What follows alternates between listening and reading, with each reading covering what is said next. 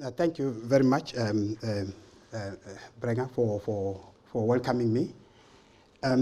First of all, let me really thank for the invitation that I should come and present here. It is quite an honor for me. Thank you very much, Jonathan, the director of school. It was really quite an honor for me to accept this. And Yoko, who has been really instrumental in all the admin work, she did a lot of work communication over the phones and over the emails, and we finally get here. So I really thank you very much. The reason why I accepted this invitation is mainly because it speaks to issues that I find myself very fascinated with. The issues of higher education, diversity, and transformation. These are issues that are very key, to South Africa. And of course, these are issues that are also very key to what we do at UCT. So in this presentation, I will try to, so this is what I'll give the background of what I'm going to do. That's just the background about South Africa. And then, of course, I will talk about the whole notion of multilingual university in South Africa. But I will also focus on translanguaging mainly, because this is what I think when we talk about transformation in higher education, issues of diversity, we need to find models. How do we really transform? How do we teach in a diverse society like South Africa? And then I will conclude by giving an example of a case study of a project that we are doing at UCT on the Maths Whitebird project. So just briefly, this is our center. The time Brigham came to UCT, when I met him for the first time, he came with a group of other scholars. So they came to visit our center. And as you can see, our center, it's called the Center for Higher Education Development, but it's not just a center. It is a faculty. It's a cross-faculty structure with a dean, and also I serve there as a deputy dean. And then we've got 5 departments, as you can see. Now, all those departments provide support for academic development in the university. So there are 5 departments. The first one deals with academic development. Then you have got the Center for Educational, Center for Testing and for Access, which is CTEP. Then we've got other centers for innovation. So we've got quite a number of centers that operates there. And then this is where my project is. It's in the dean's office, but it coordinates the whole university language policy. So that's where we are situated. So academic support is centrally located in this big institution. We are, I think the staff component is 180 staff members in that unit. Career services, all the other units are there. So now, this is what our vision. Our vision really is that we want to contribute to educational development. That is the main vision that we have, to become really a significant or a leading contributor. But our mission, as you can see, is to promote equity of access, effectiveness of the teaching and learning, and the enhancement of curriculum. Of course, now with the aim of improving student success and developing UCT graduates who are locally relevant, socially responsive, and also globally competitive. So that is the whole vision of our unit. I won't go deeper into that. Now, quick facts about South Africa. As you can see, we have 11, we have about 26 universities, public universities, very few private universities. The participation rate is very low. It's 16% of the overall population. And then the target, of course, by 2020, if we can really reach the point of 2030, by 25% by 2030, we'll have achieved something. So this is by far, we cannot compare with the situation here in Japan. But the main issue that I will be focusing on is the challenge of linguistic high diversity. Now, if you can see, we have got 11 official languages. And the circle there just show you the size of the languages. The majority, the language that's spoken by many people, which is isiZulu. Then we've got Afrikaans, we've got isiXhosa, so then the smaller language and so on. But according to the Constitution, all these languages are official languages.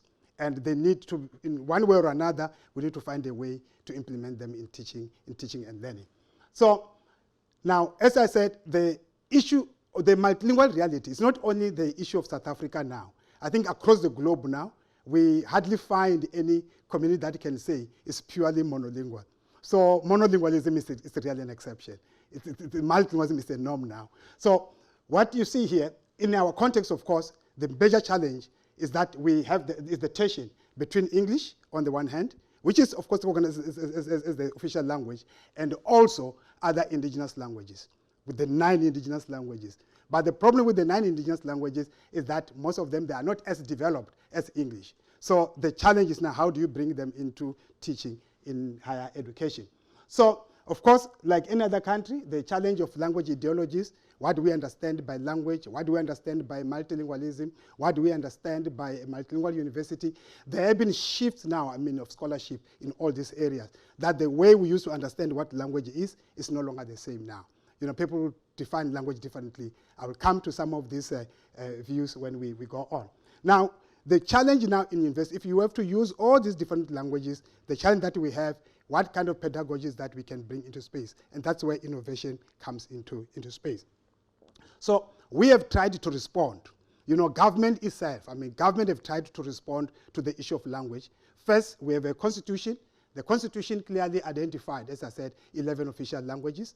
And then the constitution also, beside the constitution, the government also developed the language policy for higher education, which compels universities to develop multilingual language policies. And then, of course, we have universities themselves. Out of the 26, 80% of those universities have language policies that promote multilingualism. And then, of course, recently we've got several court judgments where there were cases that were taken to court against university management, and now court judgments are shaping up how policies should also be implemented. So it's a big challenge. So the constitution it recognizes those 11 languages, but it says, everyone has got the right, to receive education in the language of your own choice. But again, there are all these escape phrases, where it's practicable, where it is feasible, and that's where universities are finding a way out there. It's just not practicable for me to teach in all 11 languages, okay? So, and then, of course, the whole vision of government is that universities in South Africa should neither be English, should neither be Afrikaans or any other. University should just simply be, unabashedly South African. Now the question is, what is a South African university? So those are things that we are battling with in trying to find out. So as you can see, in the the last 2 years, we had a lot of protests across the universities, university students. Now the protests were on various issues, as you can see. There were protests about, the culture, for example, at UCT, that the Englishness of the university needs to be transformed, and therefore the symbols of Englishness need to be reformed, like statues. Rose statues must be taken out. Then there were also protests that were based on language. You can see the language is a big thing. Universities that were historically Afrikaans, they were protests that now that language must fall. You can see students protesting that Afrikaans must fall because it's seen as a language of apartheid. So the question now that we face is, with all these dilemmas that we have, many languages in that space, now this requirement by government to evolve a multilingual university, now what kind of university, what do we really understand by a multilingual university? We are 25 years into democracy and still trying to define that. What could be the ideal multilingual university? So I've just recently published an article there. It's published in that volume. I think you might find it there, where I was trying to define, not only focusing on South Africa, but focusing again overall what would be a multilingual university across the, in everywhere. So in that, I try to look at the various models and so on. I won't go into that, but the question is now, what is a multilingual university? So I adopt 2 perspectives. The first really is a narrow perspective, which has dominated, I think, European language policies in universities, that a multilingual universities, this is a university where maybe 2 or more languages are used parallel to each other. So if I'm a multilingual, I must be competent equally in those different languages, which is parallel monolingualism. So that is a narrow perspective, which in our context, because of the diversity of languages, it is not possible to have all this parallel monolingualism. So I criticize, and I argue against that in favor of a broader perspective. A broader perspective which says that, which emphasizes the polyglossic nature of university, that universities are polyglossic in their nature. So it promotes an organic understanding of multilingual university. So what we say is that in a university, students come with different linguistic resources at different proficiency levels, and then the university have to see how to manage those linguistic resources. So in other words, now we are saying our students come to university with different linguistic repertoires. These are a set of languages which they command. Of course, at varying degrees. But now the university should take that as a starting point. How do we harness those linguistic resources? What kind of educational models can we bring into space that can really harness those kind of approaches? So I will just pass this. So this brings me to the discussion of the translanguaging. What kind of pedagogic models now that we can put into space? The traditional bilingual models no longer hold, which says that a bilingual person must be competent equally, parallel in understanding of the knowledge of different languages. So that's what we are saying now with translanguaging. It says that now that is no longer the case. So the translanguaging itself, it is a new concept. It was really coined in the 1980s by Chen Williams. It was based in Welsh. So when it was really conceived, it was a very, very simple understanding that in a multilingual context, it is possible to find that one language is used to reinforce another, especially the strong language is used to reinforce the weaker languages. For example, in our cases in South Africa, English, students will be weak in English. So therefore, home languages that students bring will be used to reinforce the learning in English, or vice versa, and so on. So when it started in Welsh, that was the idea. That was the origin of the concept. But now it has been broadened. It has been broadened by many other scholars, as I've shown there. Baker used it, then Chris and Blackledge that I worked with in a project that I'm going to show you here. So the whole understanding of translanguaging has been broadened. But simply means, when it started, is that one language is a language of input, and then another language is a language of output. One language can be used to teach, but another language can be used for assessment. But now, with recent scholarship, by scholars like Garcia, is that in fact, we're not trying to create anything new here.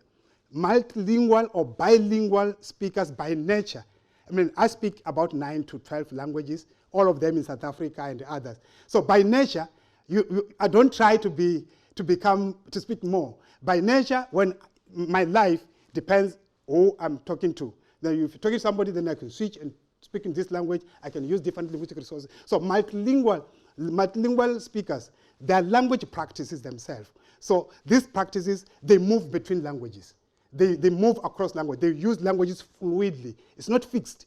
The languages are used in a more dynamic way, are used in a more mix. They are heterogeneous. It's not one. So that's the whole understanding. So the question that we've been struggling with, how do you bring this practice that we see from the multilingual people, this practice where they move between language, they use the resources more fluidly. How do we bring this kind of resources into the classroom? Because to us, English is not enough in South Africa. I don't know, it's not enough. All those low throughput rates that we spoke about is because of the medium of instruction. So we have been exploring how we can draw on from the different linguistic resources that students have and using the concept of translanguaging. So recently, we had last year, the past 2 years, we had a big project that was between UCT and University of Birmingham and of course other universities in the UK, which was really focusing on the whole issue of translanguaging and see how it can be employed in South Africa. And as the outcome of that project, we produced a video, it's just 10 minutes video that I'm going to play, 10 minutes video, which was an outcome of that video, which just really captures the whole concept of translanguaging, instead of me trying to describe it, I'll just play that 10 minutes from there, and then make comments and show the other video, then we should be done. Okay, so it's just 10 minutes. It just gives you the background about translanguaging, the concept. Okay. Not all languages are equally powerful. And our language, this is our VC, University of the that. And so for us, given the hegemony of English, the choice that our policy offers is a chimera. It's a false choice. In fact, the choice is made already. We have very little room for maneuver. And that's why we're talking about translanguaging. We are maneuvering. We are maneuvering. My name is Professor Angela Crease, and I work in a research collaboration with the University of Birmingham and the University of Cape Town. We're working with universities across South Africa to examine how a translanguaging pedagogy can increase access to and success in higher education for currently disenfranchised students in South African universities. Translanguaging, it was a pedagogical strategy for teaching balancing two languages. It was Welsh and English. When you come to the African context, the situation is far more complex than that. That majority of the kids in our townships, in our localities, they have 6, 7 languages before the age of 6. So we have got challenges with defining what is the mother tongue, what is first language, what is second language. All those concepts don't quite apply. Translanguaging as pedagogy is when teachers and students make the best available use of the resources in their communicative repertoires. And we believe, and we have good evidence, that this offers a viable way forward for language policy in South African universities. We have an English Plus, that's what it's called, an English Plus language policy, which means that officially the language of instruction is English, assessments are in English, but that multilingualism is encouraged as a resource for teaching and learning. Really, in some contexts, the use of English in education can really be traumatic. It is the official language, the language that is used predominantly in the media, the language that is used in judiciary, almost everywhere. English is just all over. We breathe English, although we don't live it. Because we're an English-dominant society, the English has a very high status, social status in terms of social capital. To actually get teachers to use home languages in a very productive educational way for learning is something that takes socialization. Translanguaging is not a process of switching from one standardized code into another without reference to the previous languages. It means that you have to have a skill to use both languages, perhaps even in one sentence or one phrase, to make meaning. Multilingualism used to be seen as a multiple monolingualism, but translanguaging helps us that instead of seeing language as separate, we see languages as fluid, language as mixed. So that view helps us that students are allowed to draw from different resources, linguistic resources which they have, instead of being confined to one particular language which is recognized as the medium of instruction. Most of the students that get referred to me are African students. I thought of allowing them to use any language they feel okay with during the tutorials, and for me to use it with them to sort of build their confidence in the knowledge, and to actually just double check that they actually understand what the concepts are about. So I only learned years later that it's actually called translanguaging. At the moment, I'm using translanguaging in my study, PhD study, with the literacy club that I have with the children who are 9-year-olds to 12-year-olds. So they read in Xhosa, they write in Xhosa, they're also in English. So we translanguage between the two languages, but we also recognize that within the languages there are varieties of the same language. So we also legitimizing not just the two languages in the space, but also the varieties that the children speak, like the urban varieties of both languages. And we work with all varieties for the children. We want to give them access to all. If I don't understand something in English, I must be permitted in a translanguaging environment to ask in a language which I understand. Then if they explain in my own language, I will be able to express well my ideas in the language drawing from my stronger language. Translanguaging, it maximizes the ability of multilingualism. And it also helps us to have an effective communication. It involves the issue of language production. It helps us to understand the function of language. So the children, for example, who are in Soweto, I'll refer to Soweto, for example, when they come to classroom, their ways of seeing the world, it's like they're three-dimensional. They connect with the world through more than one language. That's their way of knowing. Now, when they go to the classrooms, the teachers say, in my classroom, you'll only have one lens. And that is almost the direct opposite of their way of knowing. So the whole schooling system is based on a monolingual learner. Therefore, we are failing majority of the children in the schools because we want them to fit into monolingual spaces. If you're looking at the same situation, but you are looking at it from different orientation. One says there's a problem here, so we're going to do this to fix you. The other one says, well, there's a resource here. How do we draw on this resource to make things work better? It seems as if translanguaging is only about communication. And maybe that is what is highlighted and not valorized enough. It's the whole area of meaning making.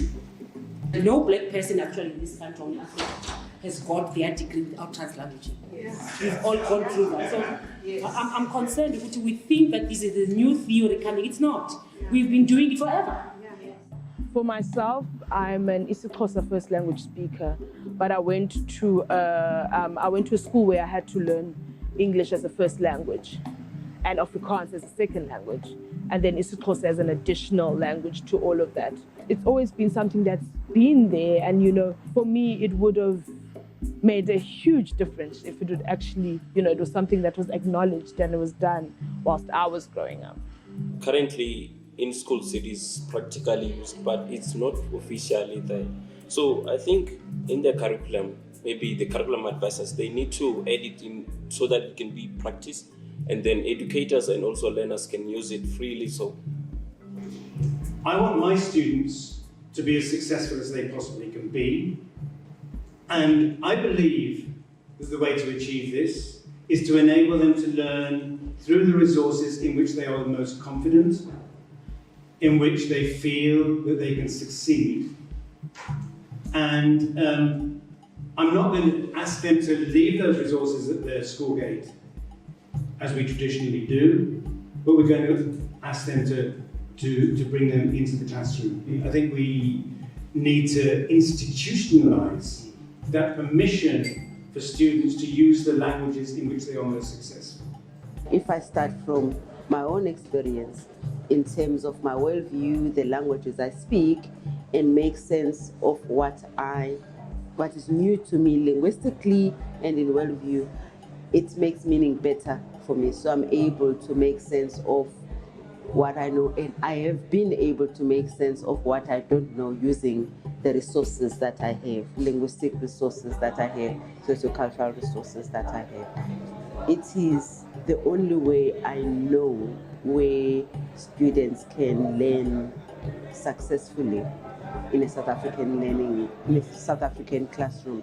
I'm very passionate about creating an open, engaging learning environment, and I don't see how that can happen in South Africa without a multilingual I think I should stop here because I'm running out of time. Teachers Just a few minutes acknowledging learners' multilingual resources, and we are operating in a very... Yeah, okay. So this is just to give you the background about translanguaging. It's very dominant, I mean, in the UK now, in the US also. So I've read a few works that have been done here in Japan or in Tokyo. There's somebody who published a few articles in terms of second language learning. So it is really a common practice. Like I said, you know, it's an everyday practice. Yesterday, as I was moving around here, I saw a lot. I took a lot of photos when students were, you know, welcoming new students there. There's been a lot of, I mean, you can see what is there. That's the translanguaging, okay? The Japanese there, it is not how big you are, it is how big you play, okay? Then feel it in your heart. Show it with your skate, but then the mix of that, you see, you can see the attack. I mean, there's a whole lot of, okay, water polo, again in English there. That's another slide. Now, that was also interesting. You know, why of all the languages, I mean, the English close there, the rest is, but that is very clear as close. Now, how people use language, now I found this other one. You know, do not enter, authorized personal, but at least I can read, but I don't know the rest. I can see up there, do not enter, but that is down there. So what are we saying is that translanguaging is everyday practice. This is what students are using. Whether, you know, within one language, there are a variety of I mean, from informal to formal varieties. We also move between those varieties and so on. So usually we prefer the standard one and leave the other one. So in the classroom, the challenge is how do we harness this? I will not really, a lot of what I've put here on the notes has already been covered by those discussions, by the video. So I won't really go into this. I'll just keep this one. So what we know about translanguaging is that it is transcendent. Transcendent, it goes above languages. Transcendent, it transcends language boundaries because language are seen as social construct, as fluid. So how people use language, like we've seen from the example that I've given you. Then it's transformative.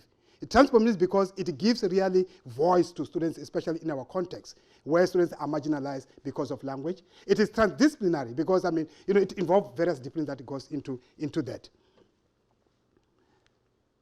Now, let me come to the example that we have of the Maths Whiteboard project at UCT. What I did with this project, the project, it was running. I didn't initiate the project.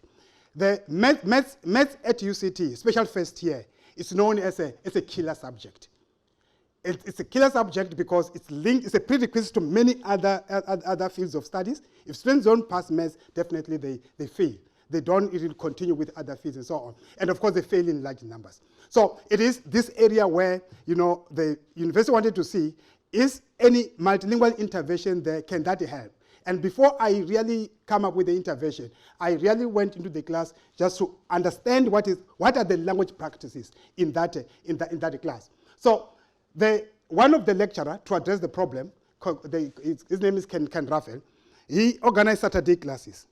In those Saturday classes, as you can see them here, big, I mean, sometimes the classes are over 200 to 250, sometimes 300 of students that came on Saturdays. When those students came on Saturdays, what he will do, the first thing, that start from 9 to 1:30, what they do in those classes is just to give the overview. He just, in one class, give overview of the concept that he is going to teach, and then immediately after that, students go into whiteboard. This is where students will go. In fact, let me just go back here. According to Ken Raphael, what is the problem to students? Why students are not doing well in maths? Students he said, students don't know how to work in groups. They tend not to work collaboratively. Tutors respond to individual queries, often repeating the same explanation many times. The number of successfully completed maths problems is rather small. Or tutor may take center stage and basically do some of the even. So it's just showing what are the shortcomings in teaching. So the whiteboard project was meant to promote that first, but at the same time to deal with the issue of language. Now, as you can see here, this will be the setup. You know, the open space, there are whiteboard across, I mean, there are boards around here, but then when the students get into this space, students are free to group themselves.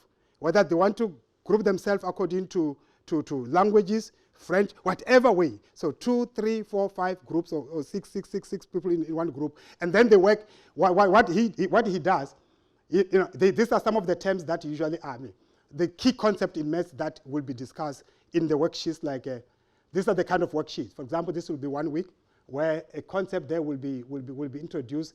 It will give this part of the kind of a model that is provided at the bigger session. But when they break out into sessions, students have to do all these work exercises. So that can take them 1 hour or so discussing those sessions.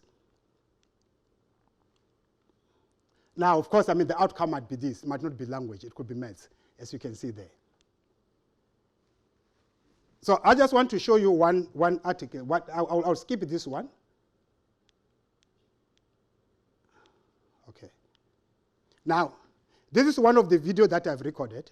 Students discussing maths. So I just want to show you try to follow the translingual practice that students will be using. No.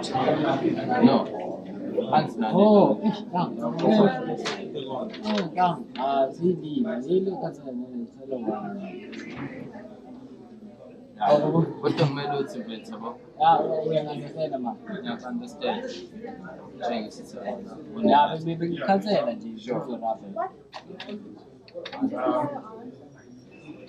I'm trying about this. Right up before the answers necessary substitute. Yeah, this is the stage.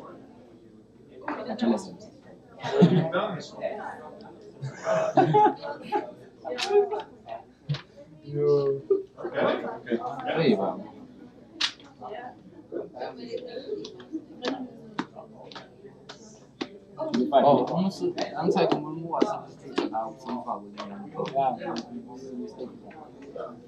25, ne? Which is 10. Sure. And 9.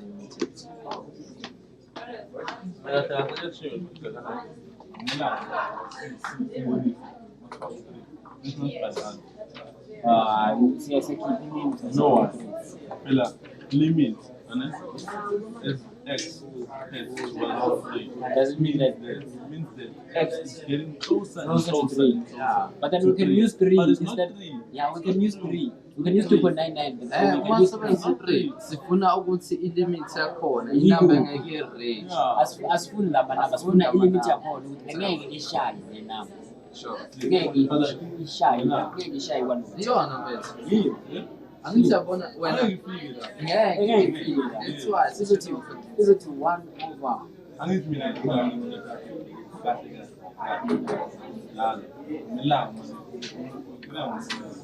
yeah, 1 over 999. 1 over 999. I have a fit. No. Then you can't change. You must follow 3 now. Session. We want the function. Yeah. We want the end. Where you would your whatever won't touch that thing. Your function. It won't touch. Yeah. It won't touch. Yeah, but then you have to substitute 3. Just when I move forward 2.9999, you want the what did you do? Ngeke ifike ku3 mara thina sifuna ile ingayingeke itouch. Ngibona bathela. Power 3 angithi. Ukuthi uthole 3. Yeah. I'm shooting bits. Emfaka ukuthi ubone ukuthi angeke ngini. Yeah. Unokwazi.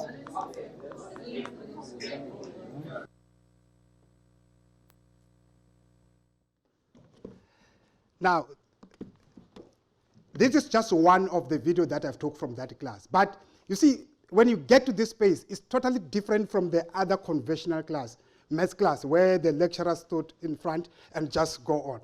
These students are active for the two hours, engaging, and they use different languages. These ones were talking English and Zulu. Others will be talking English and Xhosa. So they move between languages. When you ask them, where do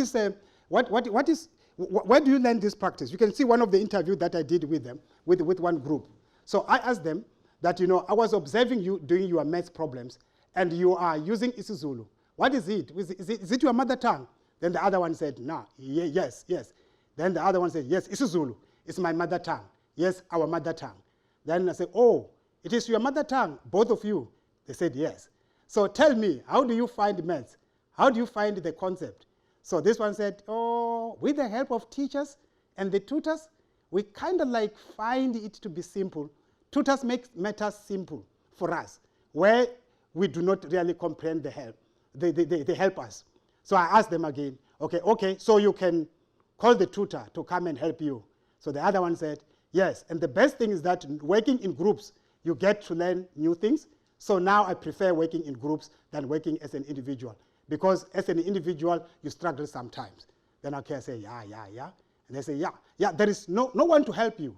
So I say, okay, so if at least you are two, and then you are speaking the same language, I can see you are hitting it in Zulu. So that one will say, yes, it is because we can understand each other more like that.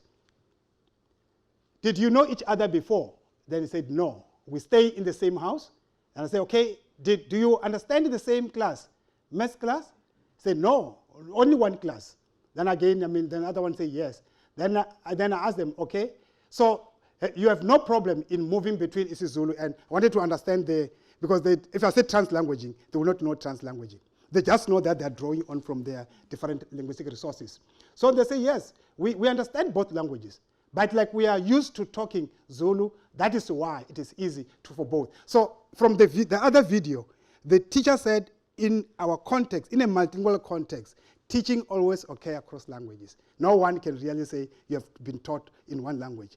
It's English and the home language. English and the home language, sometimes it's a mixture of that. That's how teaching helps. So then I went on and on and on, but definitely they all confirm that this is how they've been taught before they came to university. Now, the question is now, if we have to come up with a pedagogic model, this is what we're trying to do. Now, if you have to, all this, it's one thing to talk about the translanguaging practices in everyday life, but it's another thing to bring these practices into the space.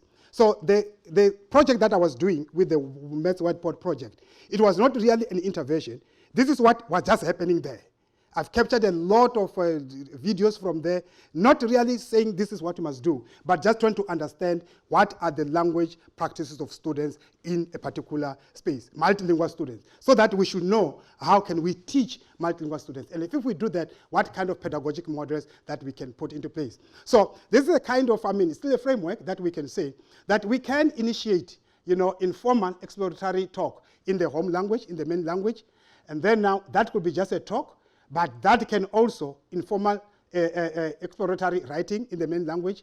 That can also move, you can move them. The idea is that if it's in a discipline, we should be able to move students from that informal exploratory talk in the main language to a point where they can produce a formal discourse-specific writing in them. So for example, their talk of maths, it's not the language, the register that I put there, it's not just the everyday home language that they're using. It's clearly a math register. It's not something that a Zulu speaker will understand. It's a register. Now, if we were to develop a curriculum around that, we need to come up with a curriculum that can really move students from there to here. It depends really even in writing. In writing, again, you need to move from that point to this point. So there's a lot of shifts. Shifts from informal to formal, talk to text, language, home language, which is L1, to English, then exploratory to discourse specific. So that is the model that we are trying to bring in, which can definitely be able to bring diversity and transformation in teaching and learning space. So what lessons have we learned here? Maths Whiteboard tutorials demonstrated that how students draw on from their full linguistic repertoires. That's what we learned from this project. That multilingual students don't work with single channel. They draw on either from different varieties, they draw on from different languages in their communication. So we also found that, the whole notion of mother tongue needs to be reviewed. Because mother tongue, it assumes that a language is homogeneous, it's one language, it's unitary, and that's not the case. Languages are heteroglossic.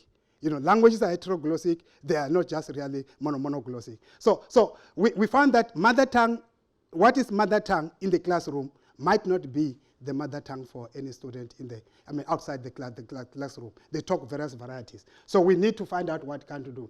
And then we found that translanguaging resolve tensions, that is often observed between students, heterogeneous life reality, their whole linguistic source that they have, and of course the monolingualism that is being introduced in the classroom.